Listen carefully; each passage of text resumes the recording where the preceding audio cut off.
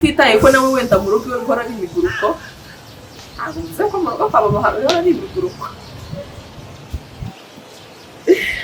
ubwo nyine nimba muri paradizo we nta miguruko ibamo urumva simvuze ko bihora ari paradizo simvuze ko binahora biguruka ariko nyine uko byagenda kose ibintu yigezaho ugahita uvuga ati noneho hano mbonye umugabo ufite gahunda reka nta kundi nyine imyaka yangendanye n'ubuzima hanze ndabona bigoye reka nishakire umugabo nyine ugapfa gushaka nugera muri rwa rugo uzajya nushwana na wa mugabo ntabwo uzashobora kumwihanganira kubera ko ntabwo wigeze umukunda nyine waje hari ibindi ukurikiye none nibwo kwihangana ugahita utekereza ko wambwa ari nukora divorce harimo senkani yawe cyangwa se niyo yaba versenke burya nawe ntabwo warayikoreye yahandi kwihangana bikunanira ugahita wumva ikintu kibazo ugomba gutwara no kugira gute ni divorce mutandukane umwe abukwe n'undi abukwe usange buri wese abayeho mu bikomere wenda wowe umugore ntari ibikomere uzaba uko yayandi ujyanye uzayaheraho usange nawe mugabo wa wundi wakundaga wenda hari aho amaze kwigeza cyangwa se n'undi wakunze nyuma yaho mutangirana ubuzima mubanye.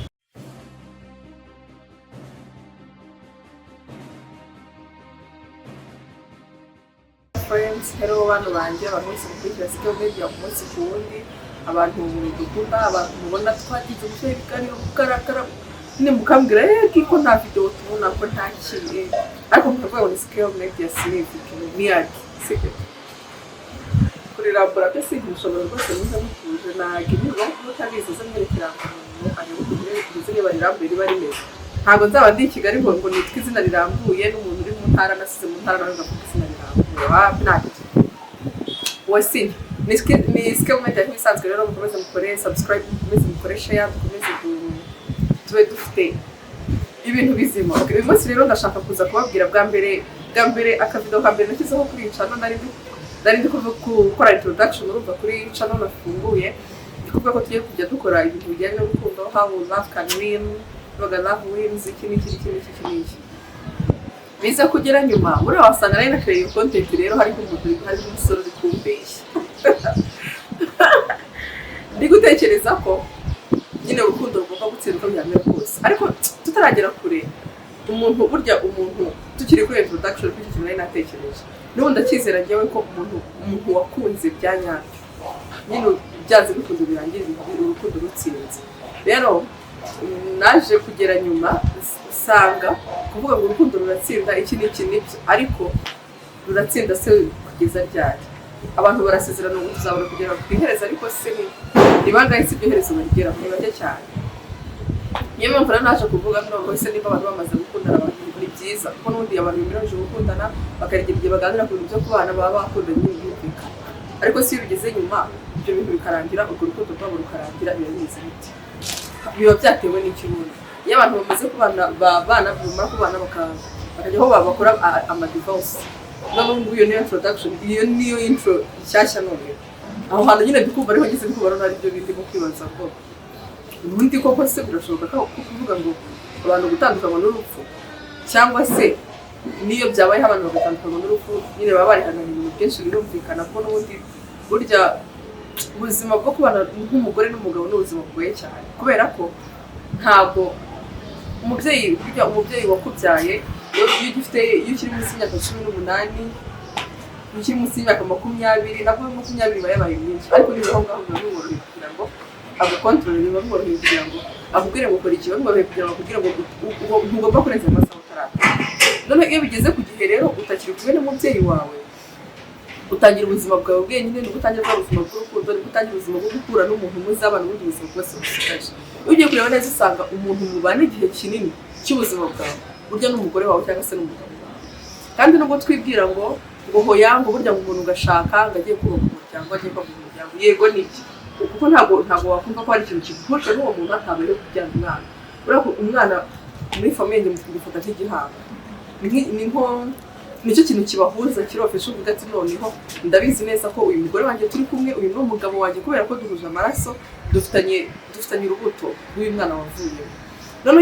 uwo mwana uvuyemo nawe agera igihe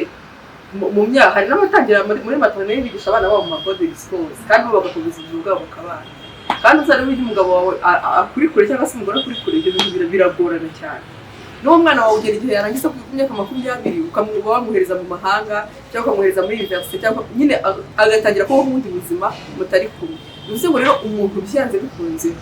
biba biteganyijwe ko muzabana ubuzima burebure n'umugabo wawe cyangwa se n'umugore wawe.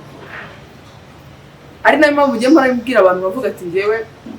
aho kugira ngo ujye kuvuga ngo ugiye gushakana n'umuntu akunda kubera impamvu iyo ari yo yose, ntabyihorera nkigumira gutyo nkavuga ati nyine ubwo nimba ari amafaranga nzayarya mu bundi buryo, nzashaka mu bundi buryo, ariko ntabwo navuga ngo ugiye kubana n'umuntu ngo kubera gukonga imitungo. Kandi ahanini burya umugabo ajya gufata umwanzuro wo kuvuga ngo uyu muntu ugiye kumuporopoza agashaka ko abyara umugore abishaka, umugabo afite gahunda yo kubaka. Ariko usanga abagore akenshi ariko tuba dufite gahunda zitandukanye mu mitwe yacu, so ati wenda uwo mugabo umuntu yari ufite gahunda wisureka wa mutipe mwikundanira guri aho ngaho utari yagira ibintu yigezaho, ugahita uvuga ati noneho hano mbonye umugabo ufite gahunda, reka nta kundi nyine imyaka yangendanye n'ubuzima hanze ndabona bigoye, reka nishakire umugabo, nyine ugapfa gushaka. Nugera muri rwa rugo uzajya nushwana na wa mugabo ntabwo uzashobora kumwihanganira kubera ko ntabwo wigeze umukunda, nyine waje hari ibindi ukurikiye. None nibwo kwihangana ugahita utekereza ko wambwa ari nukora divorce harimo senkani yawe cyangwa se niyo yaba versenke burya nawe ntabwo warayikoreye, yahandi kwihangana bikunanira ugahita wumva ikintu kibazo ugomba gutwara no kugira gute ni divorce mutandukane, umwe abukwe n'undi abukwe, usange buri wese abayeho mu bikomere, wenda wowe umugore ntari bikomere uzaba uko yandi ujyanye uzayaheraho, usange nawe mugabo wa wundi wakundaga wenda hari aho amaze kwigeza cyangwa se n'undi wakunze nyuma yaho mutagirana ubuzima mubanye. Wa mugabo wari ufite gahunda yo kubaka azaba habana n'igikomere avuga ati ngewe gushaka byaranze, ntabwo gushaka ari ibintu byanjye, abana bacu bagiye gukura mu buzima budafite ipfa na ruguru. Kandi wibagirwe ko ikintu ubundi kintu wakabaye ujya gushaka uri gutekereza cyane ntabwo ni ukubanza ugatekereza ukavuga ngo ese uyu muntu dukunda dusazanye byakunda ko ngiye kubana n'uyu mugabo, ubundi nakishimira ko aba umugabo wo mu bukecuru bwanjye cyangwa se nakishimira ko aba umugore mu busaza bwanjye. Icyo kintu ubundi ugiye nko gushaka icyo kintu ariko uri gutekereza, ntekereza ko nyine waba ufite impamvu ihamye yo kujya gushaka kuruta kuvuga ko ugiye gushaka hari ikindi kintu runaka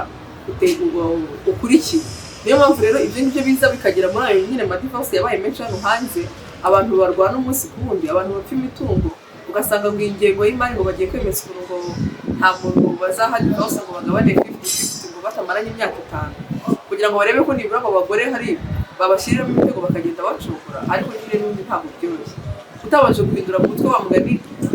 umuntu waba ufite gahunda yo kurya imitungo se n'imyaka 10 yayihanganira hagati y'amashatsi y'imyaka 25 imyaka 10 zashira afite 35 nzaba nkiri muto nzaba ngibyara 35 nzafata divorce akibaze ko tukabana n'umugabo imyaka 10 n'umva nyine mu mutima wawe ugifite icyo kintu usiko umuntu no kwica yakwica. Ugasanga atangiye kwiga indi mico ataramenyereye, ugasanga asubiye inyuma asubije amaso inyuma yibutse umukobwa nabo bamukundaga ariko yirengagije akavuga ati ngiye gushaka hano hari undi mukobwa nabonye wenda niwe mwiza niwe ufite nyashi n'iki niwe ngiye kwishakira. Uhita wa wundi we wari warirengagije agatangira gukubita umugabo ke, yakubita umugabo ke agatangira akavuga ati ese ari we nakabaye narashatse, ariho hantu uhita wisanga ibintu byose usigaye ukora umugabo nta kintu bimubwiye kubera ko uramutera stress. Nagenda hariya huye na wa mukobwa bikundanira gakera bavuganaga kera nakenera gusohoka ariwe basohokana kuko we nta kiza ari bugusohokanemo, uragenda umushihura, uragenda umutura ibibazo, uragenda nagukoraho ngo umuhibyiwe wamwe wazanye aho ngaho tangira ubwe ngo wazanye iki se ngo wahashye iki ngo nta mayoneze y'umugahati ngo nkeneye gucopinga ngo mu kimina ngo tudemada kujya muri Dubai ngo se ngo amafaranga wayanye nyine umuhuza kuri stress. Kandi hari undi mugore wari kuza mu buzima bwe wimya amahirwe akaba umugabo ubereye umugore ubereye umugabo. Rero nyine turi gushaka kugira ngo tujye dukora nk'ikintu kimeze nka marriage therapist, sinzi niba ariko nakita njyewe ntabwo ndi mariye wenda nibyo mvugana ntabwo mbizi, ntabwo nabibayemo, ntabwo mbizi nk'umuntu wabibayemo ariko ndabizi. Rero niyo mpamvu dushaka kugira ngo tujye dutumira nibura noneho abantu bakuru, abantu b'inararibonye muri ibyo bintu babibayemo, ari abo mu madini atandukanye, abo abatari abanyamadini badasenga badafite ahantu basengera bameze nk'abantu bamwe na bamwe tuba tuzi, ariko buri wese akaba afite ukuntu abyumva kandi ukabyumva umwe azanye ukabyumva nanjye nkazana ukabyumva. Burya nubwo abantu bakicarana bakaganira bagahindura abantu 10 cyangwa 20, icyo kiganiro hakagira n'umuntu umwe wenda ugitekerezaho wicara akagitekerezaho ibyo bintu akabyumva, tekereza ko atari ikintu kibi. Rero nibyo ngibyo twenda gukora kandi ngiye kugira inama abantu nk'umuntu nkanjye ku giti cyanjye, nubwo ibyo bintu wenda ababyeyi batabyumva. Nyine nk'umubyeyi wenda nka mama wanjye waba ashaka kugira ngo nimba yarambyaye n'umukobwa nkaba naramaze kwiga nkaba ndi gukorera amafaranga, ugaba wumva ko ikintu gikurikira ari ugukora ubukwe bwose atitaye ko nawe wenda mu rugo rukora n'imiguruko. Ntabwo mvuze ko mu rugo kwaba bahari n'imiguruko, ubwo nyine ni ngombwa muri paradizo we nta biguruka ibamo urumva simvuze ko bihora ari paradizo simvuze ko binahora biguruka ariko nyine uko byagenda kose yakabaye yumva neza akavuga ati kuri iki gihe ibintu byarahindutse nta bintu bikimeze nk'ibya kera biragoye kwizera umuntu ushobora no kumenyana n'umuntu akakwishamo igihe kinini ariko ugasanga umuntu wawe kuba wavuga ati mama reka nishakire umugabo nta bukwe nibura nimara nk'amezi 5 cyangwa se umwaka njye nawe turi kumwe hari ukuntu uba umaze kubona umuntu hari ukuntu uba umaze kubona ingeso z'umuntu ukavuga ati izi ngizi nazihanganiza nyine nawe ugafata umwanzuro ukavuga ati uyu muntu birakwiye ko twabana mugapanga iby'ubukwe n'ibindi sibyo ariko ugasanga nyine ntabwo muri Afurika icyo kintu tumva icyumba mu Rwanda ntitugikozwa nimba ukundana n'umuntu murakora ubukwe ntabwo muri bubane mudakoze ubukwe turebe nka Muyango na Yves Muyango na Kimenyi iriya mariage yabo ubundi njye niyo mariage nemera ko usibye ko wenda naho akantu kapfuye it's okay akantu katabayemo keza wenda bo urumva bo babanye kubera ko wenda yari yamuteye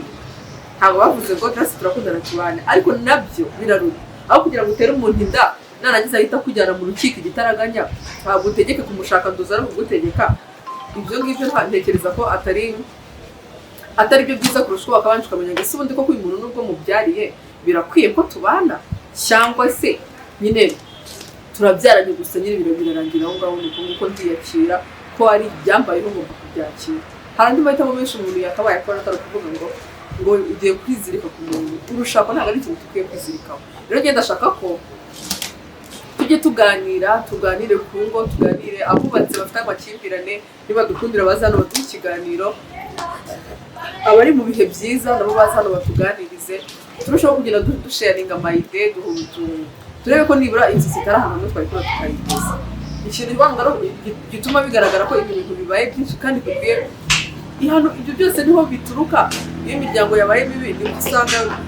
twizeye kuko byagenda kose hari icyo bizakora umuntu umwe undi akabwira undi akabwira undi gake gake ntabwo twahita turi ku munsi umwe ariko nitubyiyemeza tugenda bukeye kandi ushaka niko gushobora misike n'ibyo nk'ibisanzwe mukomeze mudukurikirane nawe utange ibitekerezo byawe kuri iyo content hanyuma tuzarebe ko hari aho twakura imiryango yacu tukayigeza joyeux monde